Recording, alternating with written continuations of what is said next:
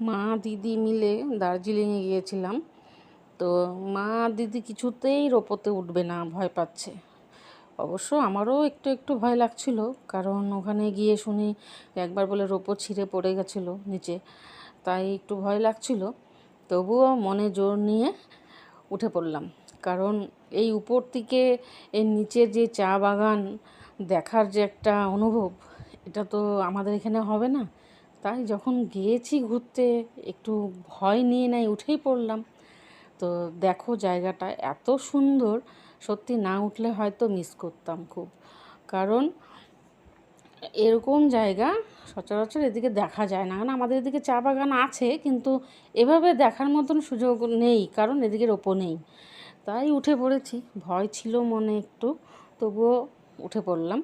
তো যাই হোক, খুব ভালো লেগেছে। তোমরাও গিয়ে একবার এরকম ঘুরে আসো, এই জায়গাটা অনুভব করে আসো। সত্যি বলছি, খুব ভালো লাগবে, খুব সুন্দর জায়গা।